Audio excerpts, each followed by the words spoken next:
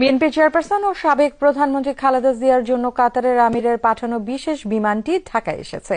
সোমবার রাতে Airbus A319 মডেলের বিশেষ বিমানটি শাহজালাল বিমানবন্দরে অবতরণ করে। দেশ জুড়ে আলোচনার কেন্দ্রবিন্দুতে এই বিশেষ বিমান। কি আছে কাতারের আমিরের পাঠানো বিশেষ এই বিমানটিতে, সেটাই জানার চেষ্টা করেছেন আব্দুল্লাহ তুহিন।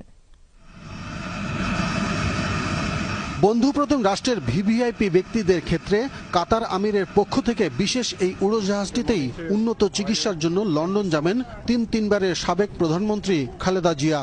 সাধারণত A319 জাহাজে বিজনেস ক্লাস ও ইকোনমি মিলিয়ে যাত্রী ধারণ ক্ষমতা 124 থেকে 156 জন। তবে ন্যারো ওয়াইড বডির বিমানটি ভিভিআইপিদের বহনের জন্য ভেতরে ডিজাইন করা হয়েছে আকর্ষণীয়ভাবে। এতে আছে 7 স্টার মানের বিলাসবহুল আরামদায়ক ডাবল সাইজ কেবিন, দৃষ্টিনন্দন ডাইনিং, সাথে বিজনেস ক্লাস মানের 12টি স্লিপিং সিট।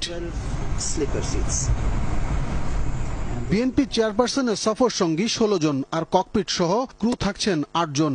বিশেষজ্ঞ টিম সহ থাকবে আধুনিক চিকিৎসা সরঞ্জাম।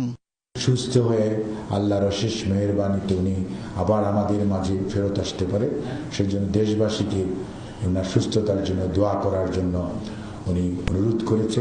স্বল্প দূরত্বের বিমানটি প্রথমে যাত্রা বিরতি দিবে কাতারের দোহায়, পরে সেখান থেকে যাবে লন্ডন। বিমানবন্দরে